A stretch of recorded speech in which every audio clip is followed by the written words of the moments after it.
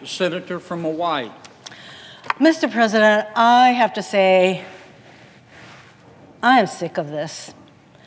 I am sick of everyone who wants to rewrite the history of what happened in the Senate with the nomination of Brett Kavanaugh to the United States Supreme Court.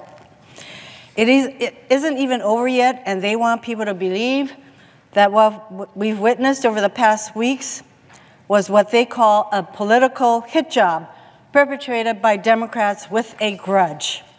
That's the story the nominee himself tried to sell in his testimony on Thursday. He accused Democrats of lying in wait.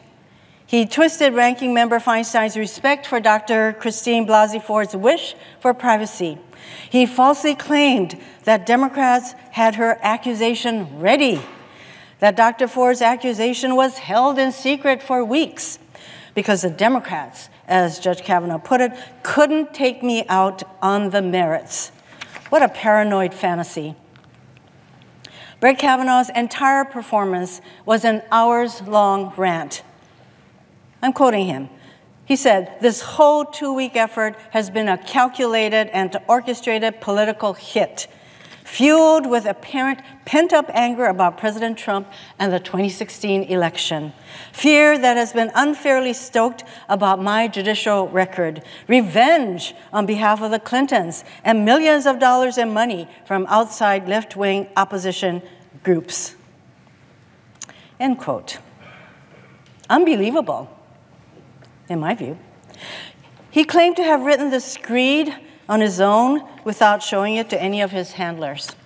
I find that hard to believe, given that he was reported to have spent 10-hour days at the White House preparing for this hearing. We heard Dr. Ford's raw and sincere account of that night as a drunk teenage Brett Kavanaugh and Mark Judge attacked her. The nominee called it a grotesque and coordinated character assassination. But this isn't a conspiracy, Judge Kavanaugh. It's reality. Look at what Dr. Ford's coming forward has triggered. People believe her for many reasons. Her recall of the events is consistent with the way survivors of trauma remember things. Her demeanor was forthright and open. She had everything to lose and nothing to gain by coming forward. And despite what many are saying, there are quite a bit of collaboration of her story. She knew Brett Kavanaugh. She socialized with his circle of friends. She had told people in her life what happened to her long before Brett Kavanaugh was nominated to the Supreme Court. His calendars attest to his having attended at least one gathering consistent with her recollection. But another reason so many people believe Dr. Ford is that her account is so familiar. It has echoes in so many of our own stories, our own experiences. So many women have survived some version of what happened to her, along a spectrum of experiences that range from creepy looks or catcalls to rape and other violent attacks. So many women have kept their stories to themselves for fear of not being believed, for fear of retaliation or humiliation or shunning. In a column written by Monica Hess in the Washington Post entitled, "Dear Dads, your daughters told me about their assaults. This is why they never told you." Ms. Hess writes about all the reasons why survivors don't even tell the people closest to them about what happened to them. She writes, quote, "For all the stereotypes that linger about women being too fragile or emotional, these past weeks have revealed what many women already know.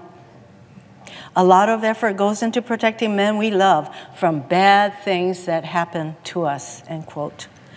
She writes to fathers who are only now finding out about the daily indignities women endure and explains why they were never told and why their loved ones were now writing to Hess herself. I am going to quote extensively from Ms. Hess's article. Quote, "To the father of the young woman who was assaulted by the student athlete she was hired to tutor, she never told you because she didn't want to break your heart, but she told me in a long email because the memory of it was breaking her own heart, and she spent 5 years replaying it.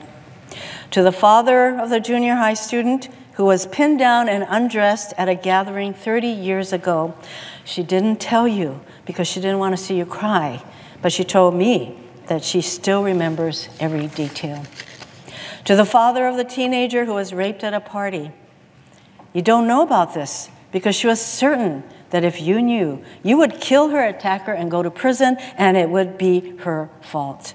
To the father of the son who was assaulted by an older man, I wish I could tell you more about what happened to him, but he wouldn't tell me, and he definitely won't tell you because manliness is important to you, he says. To all the fathers of all the silent victims, your children are quietly carrying these stories, not because they can't handle the emotions, but because they are worried that you can't. They're worried that your emotions will have too many consequences, or they fear you won't think of them the same way, or that you'll be distraught because you didn't protect them. End quote. These words and stories are powerful, and Ms. Hess is right. So many survivors want to protect their loved ones, but Ms. Hess is also right that they shouldn't keep their stories in. She urges them, saying, and again I quote, so to the rest of you, if you can tell your father in a way that feels safe, in a way that would bring you comfort, tell your father. Tell your brothers. Let them be uncomfortable. Let them share some of your pain. Don't let them be ignorant. End quote. And once women are able to share their experiences, what should we do with them? I agree with the author, Rebecca Traister, who captured so much of what I have been thinking lately in a piece called Fury is a Political Weapon and Women Need to Wield It in the New York Times. I want to read some of it to you.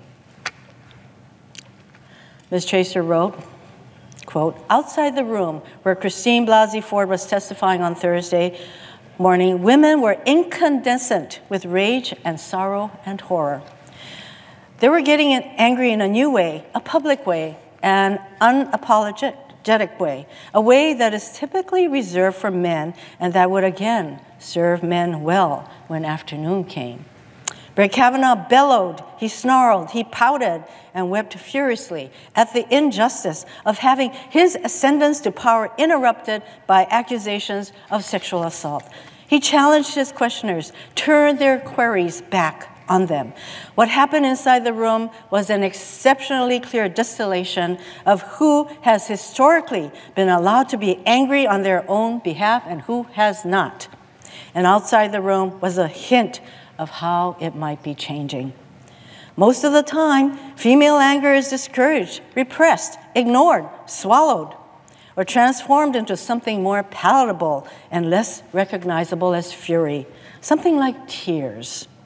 When women are truly livid, they often weep.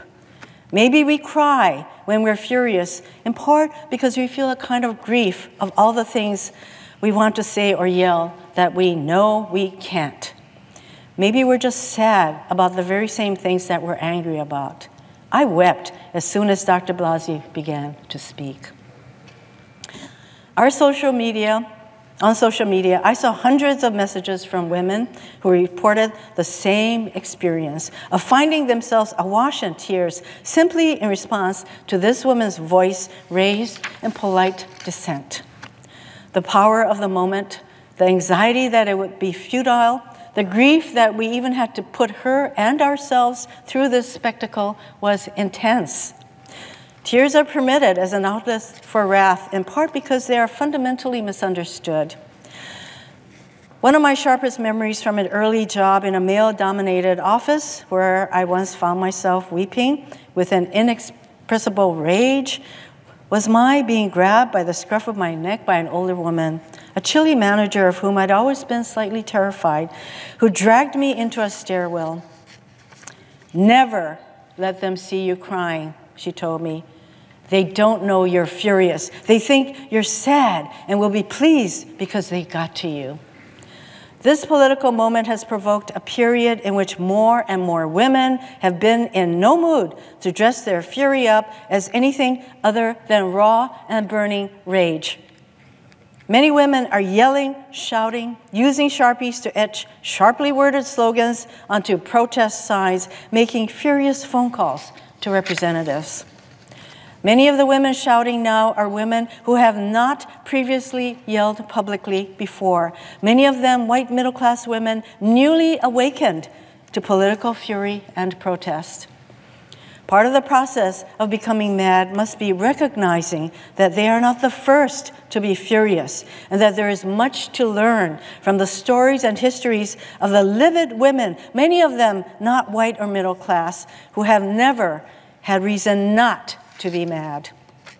If you are angry today, or if you have been angry for a while, and you're wondering whether you're allowed to be as angry as you feel, let me say, yes, yes, you are allowed. You are, in fact, compelled.